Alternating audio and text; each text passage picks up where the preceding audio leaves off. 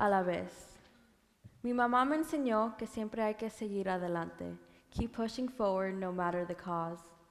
My mental health journey started to make a lot more sense when I began to understand my family history.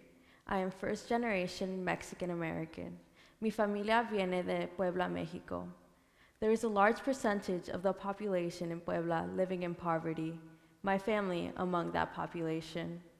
It is common for kids to drop out as early as primary school. Can you imagine that? My mom dropped out and began to work at the age of 9 to help support her family financially. She learned the value of hard work and physical labor. Her brothers and sisters later to follow the same path. There was a stigma around mental health in my family. It was seen as selfish and something that's just in our heads. How can you think and put yourself first cuando hay cosas más importantes?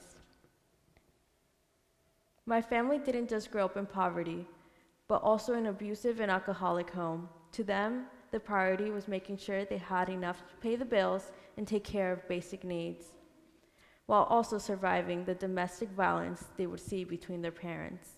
My mom, being tired of seeing her mom cry and her brothers and sisters scared all the time, led to her decision to move to the United States at the age of 17.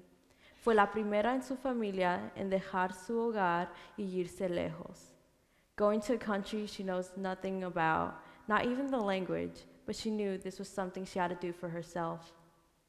My mom, Veronica Zamora, made a life for herself here in the States. As a single mother, she raised an older sister, younger brother, and me. My dad was an abusive partner. He was alcoholic and would physically abuse her. When I was 3 years old, my mom decided she would not only put her life at risk and my siblings at risk, or my life at risk, so she decided to leave. She decided to leave with just a few suitcases filled with just the essentials. I was only 3 years old, my older sister 6, and my younger brother 1. With no money, a couple of suitcases, and 3 young children, my mom took us to live with one of her friends in Santana, California. Most of the time, we would be the 4 of us in a room at a stranger's house, but that's all she could afford at the time. It wasn't until my 5th grade year that my mom gave my siblings and I the news that we finally got the apartment that we always dreamt of. I was 12 years old when I went from being a happy, smiling, weird girl to quiet and closed out. From telling my mom everything to barely telling her anything. I couldn't quite understand what was going on with me. And it didn't happen overnight either, but it kept getting worse. I remember feeling alone in a house filled with people who loved me. I felt this pain inside of me, and it seemed like it took control over me and everything I would do. Most of the time I would be in bed. It seemed as if nothing, not even me, not anyone, could get me out of it.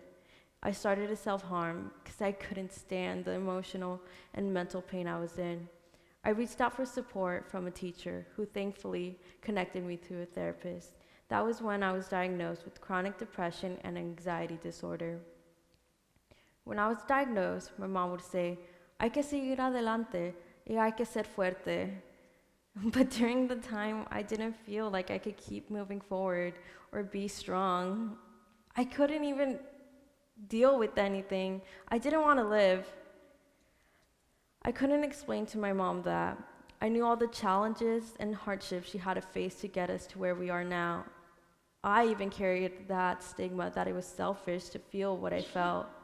I couldn't get myself to explain how real it was what I was feeling. All I knew at the time that felt horrible. I could be anywhere and these horrible feelings and thoughts would start. I would be sitting down in class, trying to concentrate on the lesson, pay attention to the math problems, or read the book. But I couldn't focus.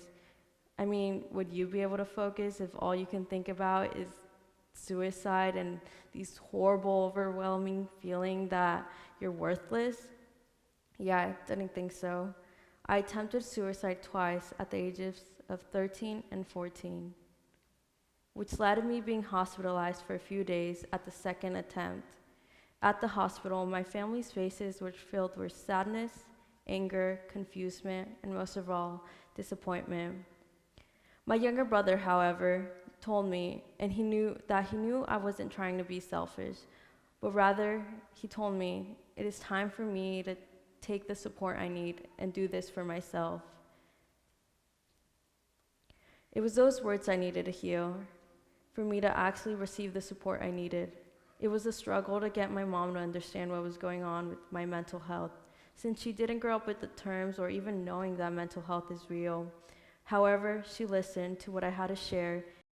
I listened too because I wasn't the only one in my family struggling with mental health. By receiving support from a therapist and sharing out my mental health journey, it not only broke the long toxic cycle that began in my family, but also began the healing process. This is my brave knows the power in storytelling and how storytelling saves lives. That is exactly what saved my life. I found power in sharing my story and letting my voice be heard. My chronic depression and anxiety disorder is something I have to live with to this day, pero hay que seguir adelante. I am proud to say that I am 17 years old and I am alive, moving forward. Thank you.